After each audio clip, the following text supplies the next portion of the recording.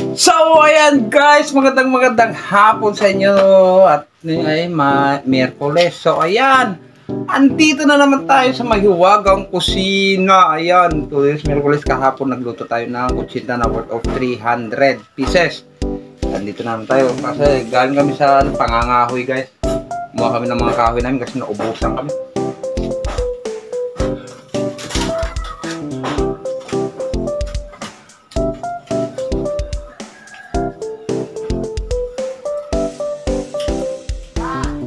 Ayan, nagluluto tayo ng ulam, tanghalian. So ayan, pumunta kami sa bayan, ay sa kalsada na tinatawag dyan sa pinakasentro ng ating palay, barangay palay. Pagkatapos namin ng ahoy. So ayan, ngayon ay magluluto tayo ng kakaiba at hindi ko alam kung anong klase itong gagamitin natin. Tayo ay magluluto ng sinigang na hipon. Oh, ayan, sinigang na hipon. Shout out sa mga mahilig sa sinigang dyan. Ayan, nangangahon pa si Mrs. ng bako ng nyog kasi guys, wala na kami, naubusan na rin kami. Oh, may mga bako na naman kami ng nyog na panggato namin. So ayan, shout out pang sa lahat ng aking mga viewers, subscribers, followers at sa mga silent viewers. Ayan, thank you so much po sa inyong pag-iwan sa akin. Bakit nakaganito na naman ako? Eh syempre mainit dito. Yung mga ano dyan na nagsasalita na ako, bad daw ako, walang pakialaman. Ayan, so ayan, tayo ay magsisigang ng hipon sa halagang 50 pesos na hipon. Abaw, may sabaw ka na, di ba? Ito ang isang klase ng ano na to. Ito ang gusto ko lang i-share kasi sa inyo na klase ng paasim sa mga nakakaalam at hindi pa nakakaalam na tulad ko. Ngayon ko lang nakita to guys. Yan, ito ang mahiwagang pang-asim natin.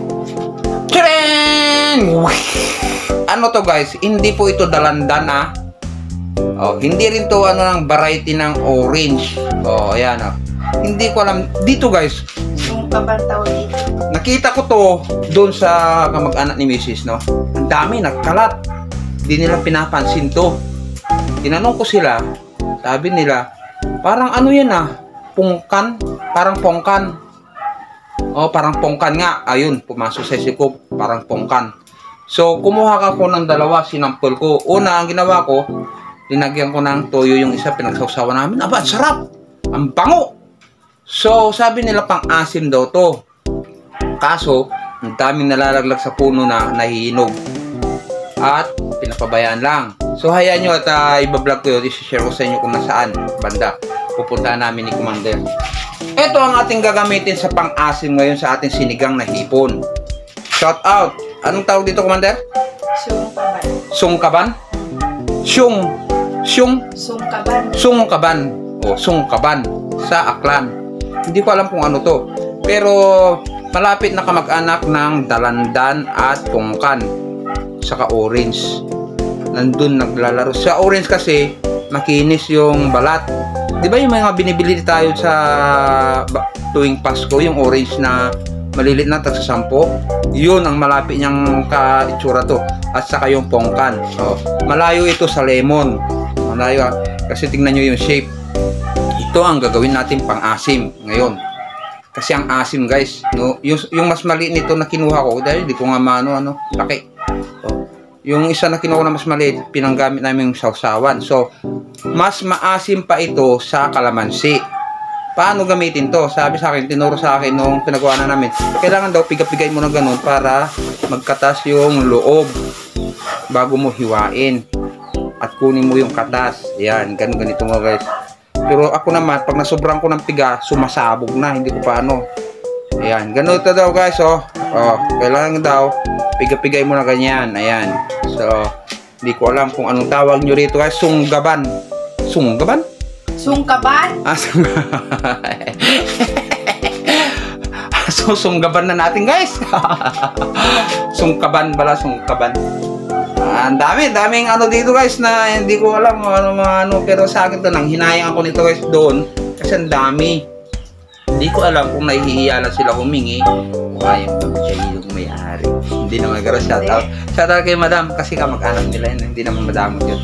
Ayan. ito nga, pinitas natin, walang Hindi lang pangalan. wala lang pumapansin. Wala kasing pumapansin nito. So, napansin ko, ay sabi ko kay Commander, hakutin natin. Kasi guys, kahit i-stock mo pala itong maganda, hindi siya yung, sirain. Ayan. So, tignan nyo, piniga-piga ko siya, pinalambot ko na. Kasi ganun ang instruction sa akin, piga-pigain mo yan para mag-ano yung katas niya sa loob. Sabi niya, ayan, Ngayon, ang gagawin natin ay, hugasan natin kasi mapait na yung kamay ko nito. Ayan, malambot na. Hugasan ko lang.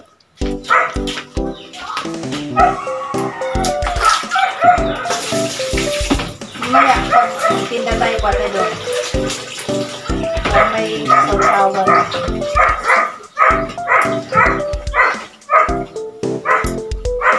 Masarap to guys, grabe. Mas mabango pa sa kalamansi. Pinasubukan ko na.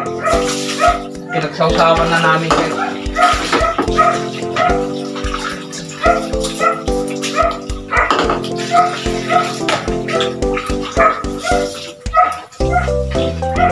So dito sa probinsya guys, isang bagay na nakakatipid tayo ay itong mga ganitong bagay. Pang-asim, pang-asim, pang-asim, pang-asim, pang-asim. Hindi tayo nauubusan ng pang-asim kung ano-ano. Ayan. Kasi dito, hindi nabibili ng pang-asim. Maraming pang-asim dito. Mamili ka na lang, kamyas, kalamansi, mangga. Ito. Sunggaban.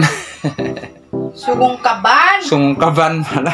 Magkalapit kasi guys sa term na sunggaban. Ayan, sungkaban pala, sungkaban. Ayan, makikita sa description na lang, isulat natin doon. Ayan. Ito ang gagamitin na pang-asim ngayon sa ating sinigang na hipon. Ito yung ating mga recipe para sa ating hipon. Ayan, ito, hipon. Alam nyo guys, mura lang to. 50 pesos to. Ang dami guys. Good for 4 person na yan. 50 pesos. Hipon yan guys. Sa Maynila yan ang mahal. Yung kangkong natin, halagang 15 pesos yan. Pero dito, libre. Di ba? Ayan. May taliman tayo ng kangkongan dun. Pero hindi atin. Ayan, so wala tayong binili. Na yung hipon lang. At ito kangkong, hindi naman natin binili itong kangkong. Ayan. So ayan, ito yung gagamitin natin pang asim. Sunggaban. basta magkatunog na. Sunggaban na lang. Sunggaban. Ano na lang natin mamaya sa title, kasi sunggaban. Pagkalapit pa natin yung ito. Magkalapit kasi yun guys, kaya pareho na lang siguro yun. Ayan. Lagyan na natin yung ating hipon. Nagpakulo na ako dito na dahil wala tayong sibuyas, ang ginagamit ko ay luya at saka bawang. Ayan, pares. Pwede na nga inumin to guys di ba? Napaka-healthy na to. Yung nilagang bawang at saka luya. Yung mga healthy foods ang kinakain, alam na yan kung yung nilaga ko na luya at saka bawang. Pang maintenance na yan guys. Wag, marami na. Ayan. So, ilagyan na natin to. Hipon, dami kumulo na kasi guys. Marami to guys, 50 pesos lang binili namin hipon na to. Okay na to, pang sabaw-sabaw lang. At least lipas gutom na yun. Sabi ka ng maulam, di ba? Sinigang na hipon sa sunggaban. Sunggaban na naman. Sungkapan. Sunggaban. Hindi ko may yung tamang term kasi guys. Nagkakalapit kasi sa sunggaban. Yan. So, yan. Pakulan lang natin yung ating hipon. Makunin ko yung sandok ko. Ano yan, Inday?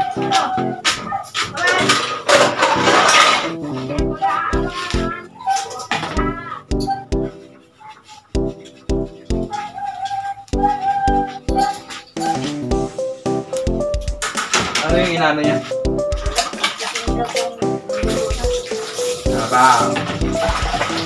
Marami kang pera ito ya.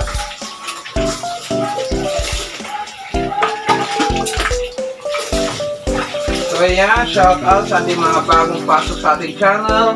Shout out sa inyo mga bossing, madam. Ayan. So lagyan na rin natin ng kunting asin. para sabay sa pagkulo. Wala na tayong vetsin. Ano na po. Ayan guys, lagyan natin ng asin. Ayan. Uy, sarap ng ulam natin guys. So, alam nyo sa Maynila, madalang ako nakakatikim ng ganito. Dito kasi mura.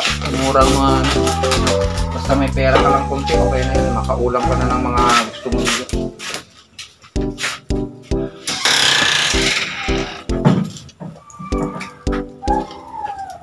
At saka malaking tipid sa amin to, hindi na kami gumagamit ng gasol o di kaya M-gas.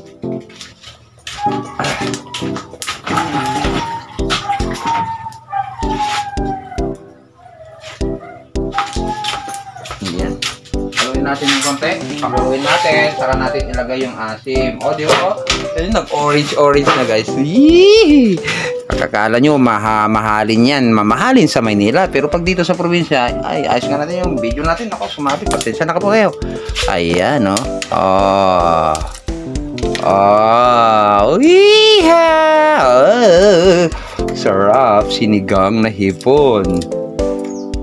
So, dito guys, no? Hindi ko pinag-ano.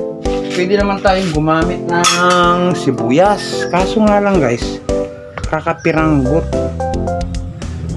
ang 5 piso. Hindi tulad sa Maynila. Pag bumili ka ng sibuyas ng 10 piso, marami na. Ilang gamitan na yun. Ilang gamitan na yun pag sa Maynila kasi may 10 piso tayo sibuyas. Ayan. Ito sa Maynila. Nabalot-balot dito guys. Wala. Tingi-tingi. So, medyo may kamahalan. Kasi ang dahilan daw kasi nila, binibili pa sa bayan. So, hindi natin masisisi. Negosyo nila yun eh. So, mas murang bawang. Bumili ka 5 piso. 4 na gamitan mo na yun.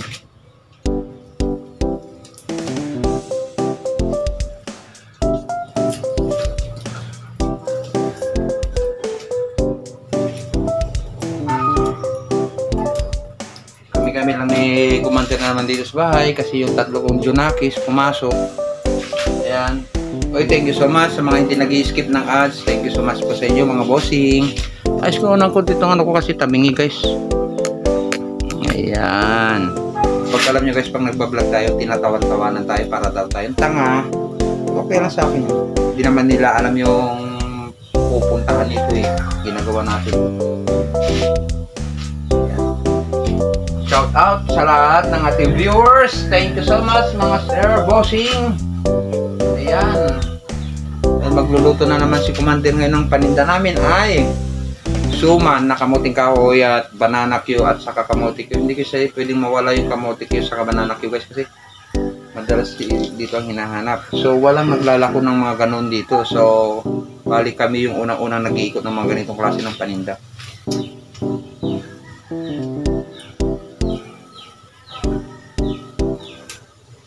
May kasama naman kami pero iba naman yung klase yung mga binibenta. So bali dalawa lang kami dito na nag-iikot-ikot dito sa barangay na nagtitinda. So ito ay naumpisa namin kaya gusto ko na i-ano na to kasi nga at least yung mga tao dito nakakatikim din sila ng ibang klase. Kasi nagluluto kami ng bilo-bilo, turon, kutsinta, banana Q, kamote Q, suman. Tapos minsan nagluluto sila yung ginamay-gamay na kanin na parang karyoka. Oh, yan. So marami kaming ano, maluluto na matitikman nila na nakikita lang sa iba at hindi nakakapunta sa bayan para bumili.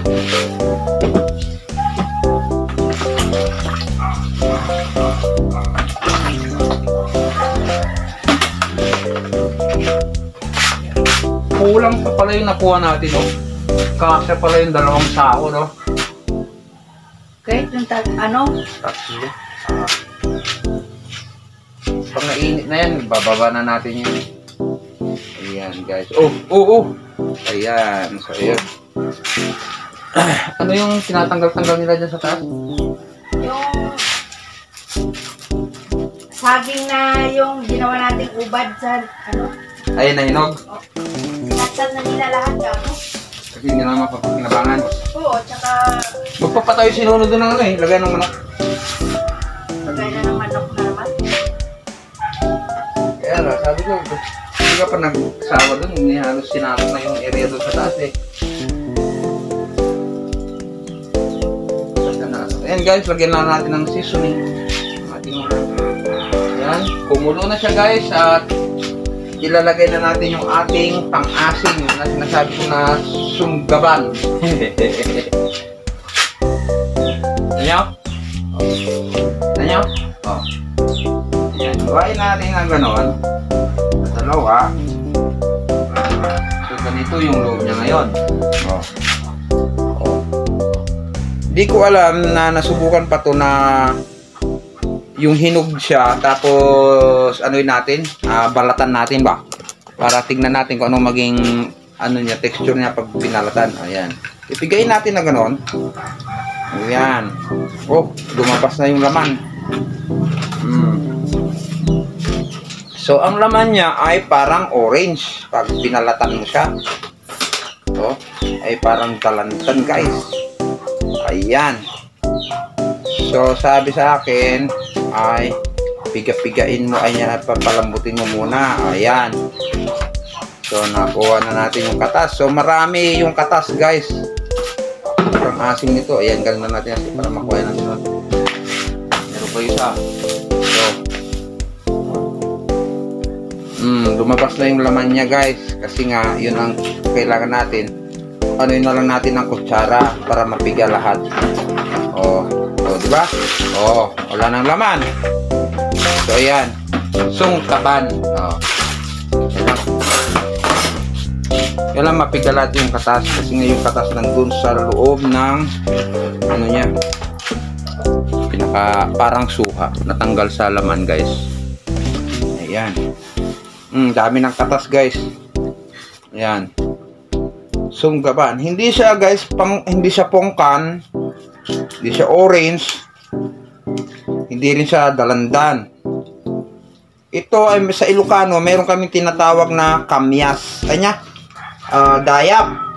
Iba yung dayap. Dayap, may dayap din dito. Pero... Iba naman yung texture ng dayap. Iba yung itsura. Yun ang malapit na kapatid ng lemon. Yun.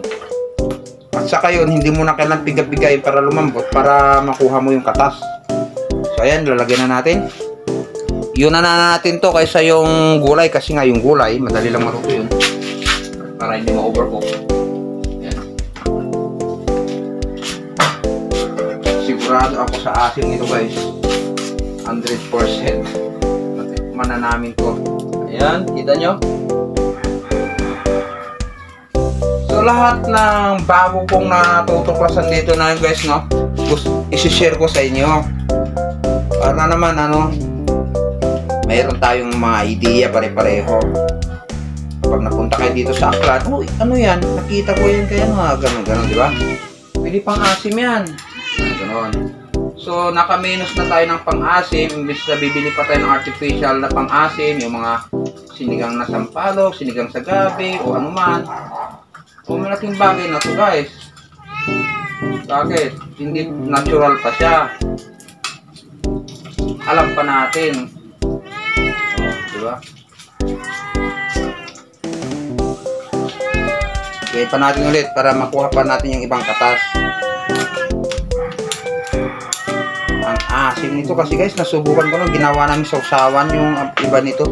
Inano namin sa toyo at saka sili. Oh, grabe. Ginawa kong ulam kahit walang ulam. Yun na lang yung ulam ko, toyo at saka nito. Sarap. Okay. Kaya na niyan guys na paasimin yung 2 litrong tubig sa sabaw. Sa isang piraso lang.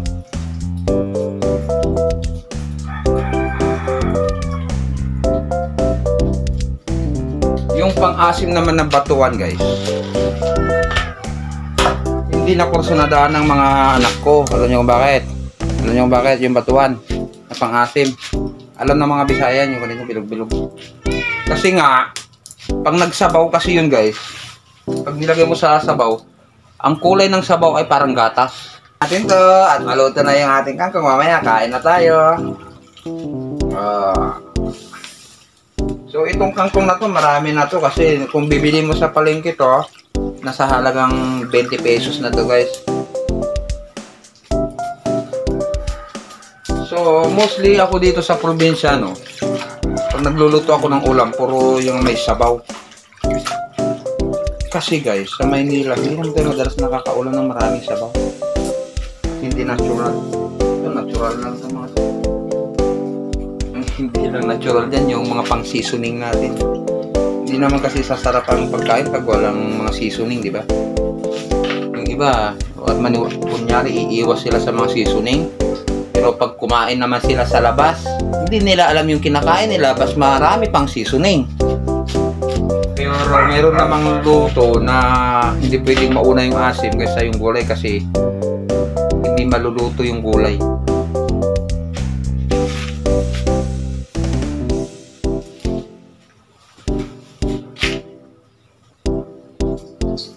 Ayan guys, tapos na ang ating pagluluto. Pakuluan na lang natin yan. Mabagal yung apoy, lakasan natin. Lagyan natin ang dahon ng yung marami tayo nito ngayon. Oh.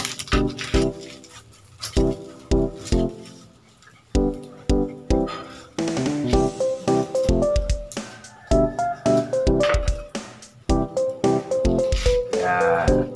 So kung kailangan mo ng pampabagan pag mabilis ang apoy, yan. Dahon lang ng nyug, kailangan mong tuyo. Oh. Kumulo na yun, okay na guys.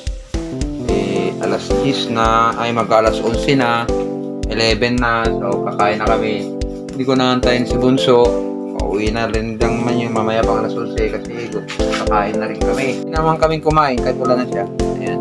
Pero pwede rin namin siyang antayin. Kapag magtatrabaho kami ito na magluluto si Pander, pwede rin kami kumain.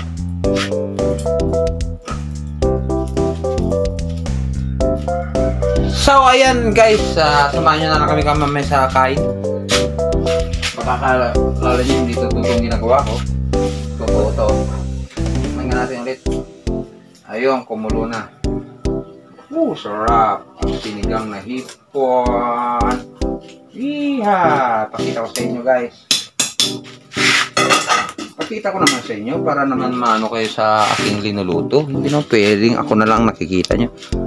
Ayan. Uy, asan na? Ayun, oh.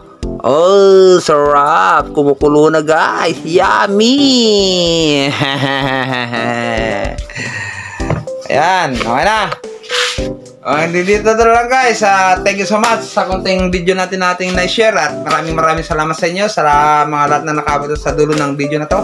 Paki-like, comment, and subscribe sa Chris TV Official. Paki-pindot na rin yung notification bell dyan para updated kayo lagi sa aking bagong i-upload na video. Ayan, thank you so much kay Madam Bossing sa lahat ng mga viewers natin dyan na hindi nangiiwan sa atin sa ere. Ayan.